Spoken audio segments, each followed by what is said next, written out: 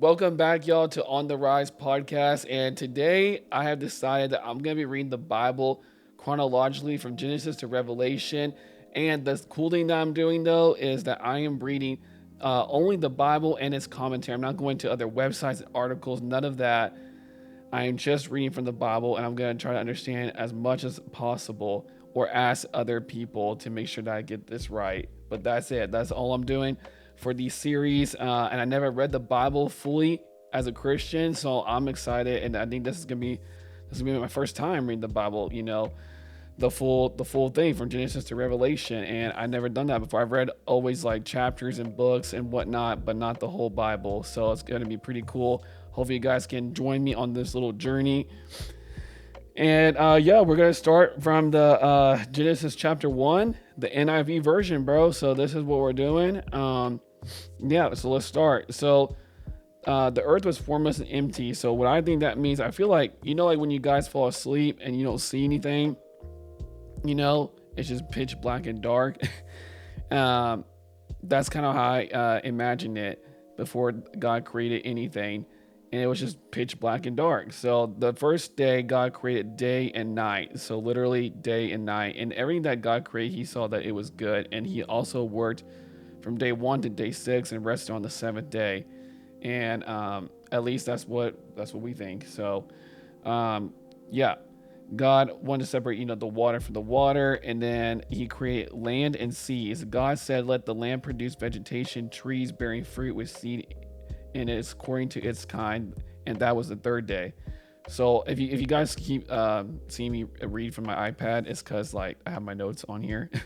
So yeah, God created. So on the fifth day, sorry, I'm kind of bouncing around a little bit, but this is how, hey, I'm not perfect. This is how we're doing it. So God created birds and creatures of the sea. Be fruitful and multiply. So be fruitful and multiply, basically produce more of those, and birds and creatures, so we can have a lot on earth, right? So that was the fifth day. God made wild animals, each according to its kind. God told them what their food will be. So he said, all the trees and the fruits and stuff, you guys can eat that. And that's what they do to this day, right? All the wild animals, they still eat the trees, the fruits. God takes care of the animals too. He also created every plant in trees, right? So sorry, I got lost in my notes, y'all. um, God created the universe because of how much he loves us. That's what my commentary said. And that's just crazy. God did not have to create this universe or create anything really, and he's always existed. That's what my commentary said as well. I'll probably reread it again, but he's always existed, and he loves us so much. So he decided to create this earth that we can live in. The creation teaches us three things about God. Three things. And I thought this was pretty cool when I read in my commentary. I never even thought about it like this. Number one, God is creative. I mean, shoot, he is creative. I mean, he created animals, he created trees. Like, who would have thought of that, before all of us, right? As a creator, he is distinct from his creation. And then lastly, he is eternal and in control of the world. So we know that he's in control. He owns this earth. He owns every single thing on this earth that I own, that you own, whatever it is, he owns it. So we are valuable in God's eyes since he chose to create us, and we are more important than animals. Well, I would hope so, right? No, animals are important too, but I feel like humans are just, a little bit more important. But no, yeah, God said that we are more important than animals, which I thought was really cool what I read in the commentary. Is out of God's love that he created the earth and for us to live in it.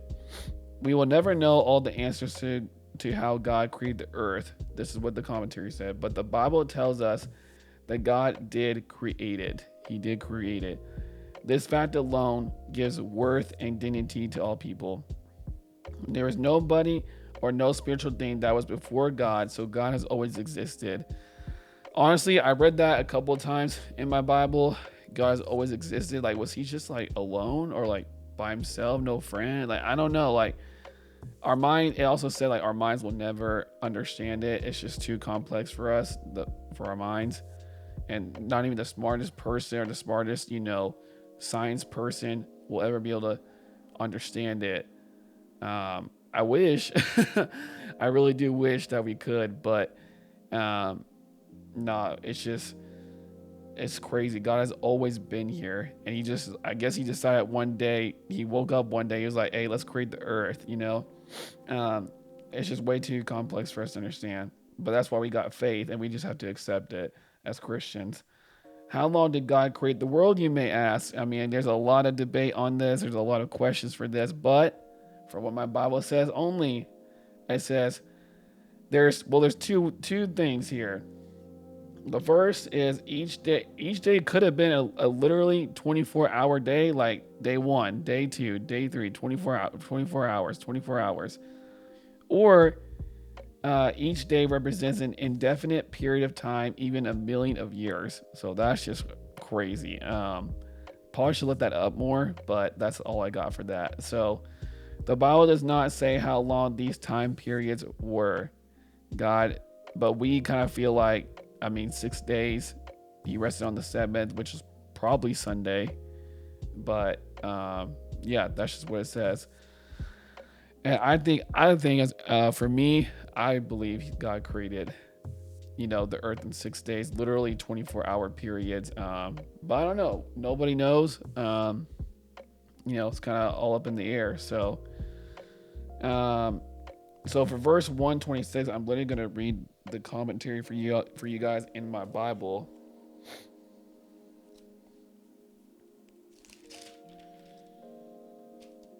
Um, I feel like you guys should just hear this. So, in what ways are we made in God's image? God obviously did not create us exactly like himself because God has no physical body. Instead, we are reflections of God's glory.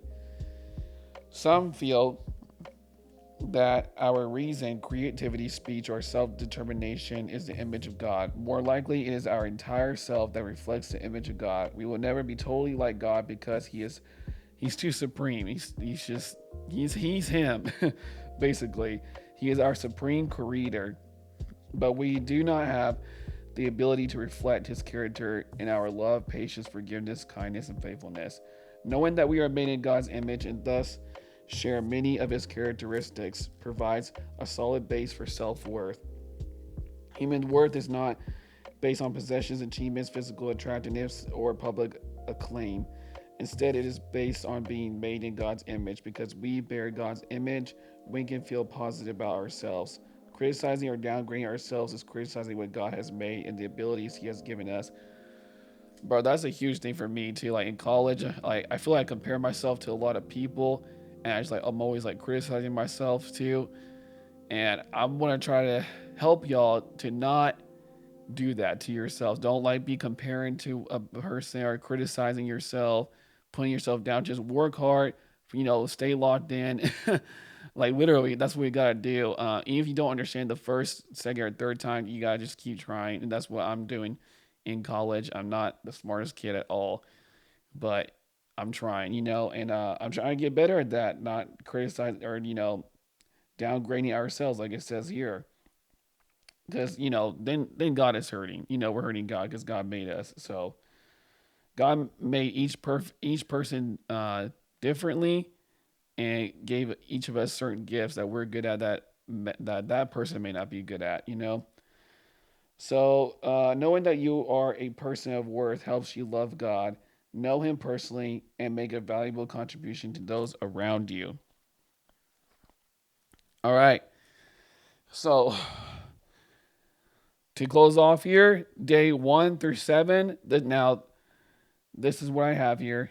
God creates light and separates from darkness, calling light day, darkness night. Day 2, God creates the sky to separate the waters above from the waters below. Day 3, God gathers the waters into one place, revealing dry land, and then creates vegetation. God creates the sun, moon, and stars to mark the seasons, days, and years. God creates sea creatures and birds. God creates land animals and then creates humanity, male and female, in his image, giving them domination over the earth. And day 7, God rests and blesses them in day. But we're just explaining Genesis chapter 1. I'm not going to lie, that part right there, I did look up online, the day 1 through 7. But everything else was just my notes. So hopefully you guys, that's all I got for today's episode 22. I know it's a short one. Maybe in the future we'll have other future guests to go over like Genesis chapter 2, 3, 4, 5, so on.